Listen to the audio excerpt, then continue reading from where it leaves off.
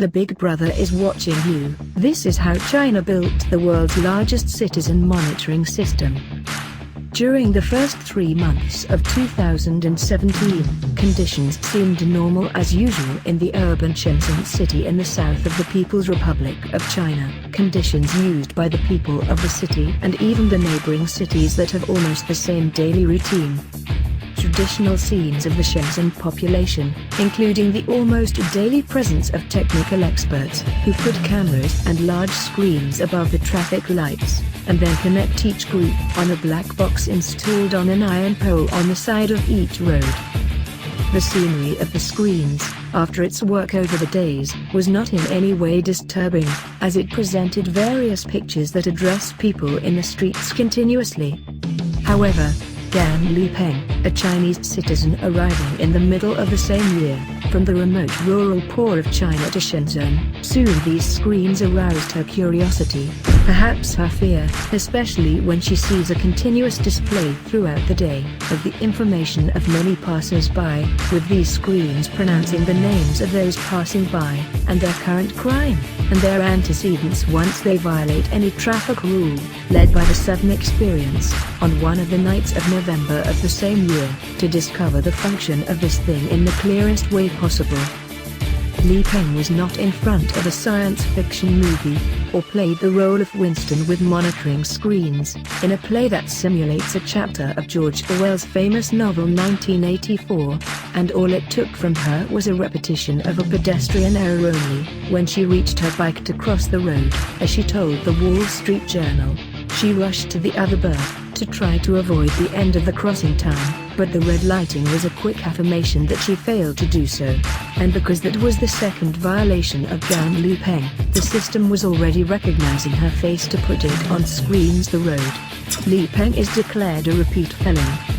In China, it is quite sufficient to commit a traffic violation or two, so that the violator is registered as an aggressor on one of the Chinese laws, and then this leads to a low evaluation of that person in his work, and his request to ride any flight may be rejected, due to the so-called security lack of trustworthiness. Then the person gets a low mark in his evaluation as a good Chinese citizen.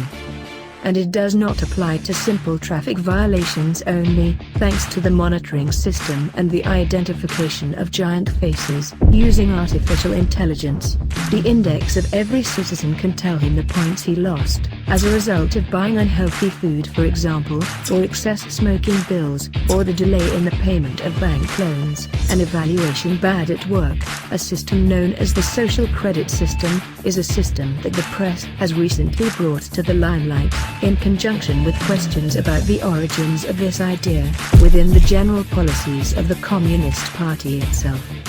The ruling party has always tightened its grip on the joints of Chinese political and social life, and that grip has kept it for more than half a century, as the top controller in a country that ranks as the world's second largest economic giant after the United States, and is ranked 19th for the most dictatorial regimes globally as well.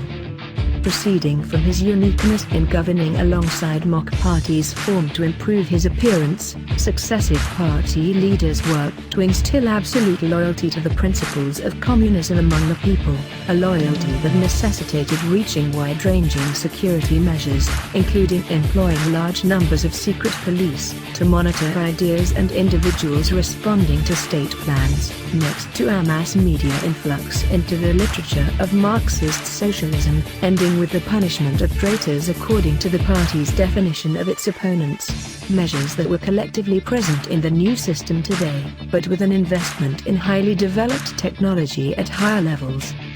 With a large geographical area, a population approaching the 400 million after a billion, and a steady development in information technology, and in fulfillment of the idea of the first founders, the party learned to keep pace with the development wheel, taking from the previous quartet its incentive to move from the system of control and punishment, to affecting the psychology of individuals and making their behavior, the matter that is expected to create a unified pattern of self-loyalty, reduces the party's concern about the discipline of the masses, and for that, and to proceed in the practical part, the government adopted the system that was talked about, through which the individual balance of good and bad, acts is calculated according to party standards, depends on a huge base of data fed by daily reports from informants, and videos flowing from an entire nationwide monitoring network, to put its low score in front of the penalty of deprivation of some national privileges, or some of its rights at a minimum, and giving it at the same time an opportunity to correct its behavior, in exchange for restoring its rights through time, a system that was considered an extension of the Leninist moral authority, and its announcement calls for a return to the beginnings of working with this model in China, which are beginnings that were never new today, but decades back.